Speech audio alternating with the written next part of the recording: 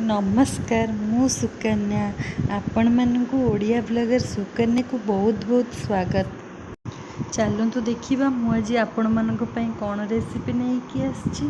तो भेंडी आंब खट्टा जोटा कि आमको खरा दिन में एमती साधारणतः मसला मसली खाइबा को भल लगुनि से आम टे खट्टा पकेले तो तरकार टेस्ट भल आसो और खाइबा को मध्य भल लगे।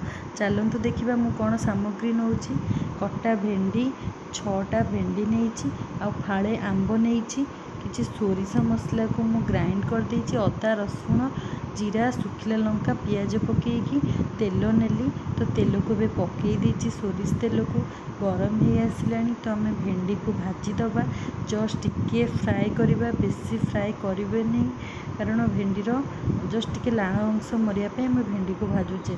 तो भेंडी भाजी आसला तो प्लेन कड़ाई रे आम पानी पकईले तापर सोरिष मसला 3 चामच देलु तापर लुण हलदी पकईदेले तो ताको भलसे टिके फुटापी आम छाड़ीदबा। तापर आंब आम पकईदबा काटी आंब को पीस पीस कर काटी आंब को पकईदेले तो सी फुटी आसला भाजी भेंडी को आम पकईदबा तो ताकू 5 ରୁ 7 मिनट फुटापी छाड़ीदबा। सी फुटी आसला ताकू गोटे बाउल रे काढ़ी रखीदबा।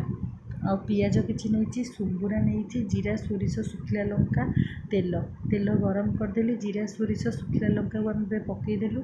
यहाँ हूँ सुंबुरा टी खट्टा जिनस कले सुंबुरा पकईले तार टेस्टा बहुत भल आसे। पकईकी भल से कड़ा छुंकटे देदबा पूरा भल से भाजीदबा। देदेला जो सीझा होता बाउल रखी तरकारी को ढालिबा तो पियाज टिके ब्राउन हो आसला आम से तरकारी को ढालीदबा। चलतु देखु तो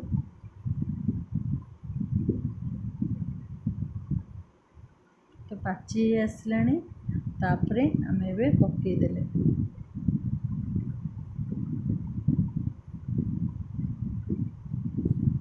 आर टेस्ट एते भल आसीबो खरा दिन पई खाइबा पई भी बहुत भल लागिबो।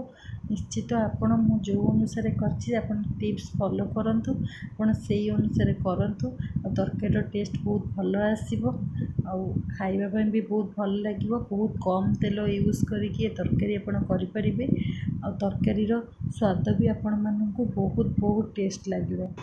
आपण मैंने एबे देखिले मो तरकारी पूरा रेडी हो गला तो मु गोटे प्लेट रे काढ़ी देछि तो बहुत सुंदर देखा जाउछि। तरकारी कलर भी बहुत भल आछि।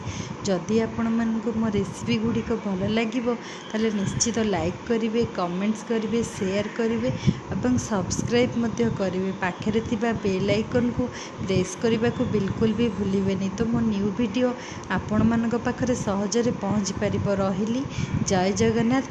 Thank you so much. I love you.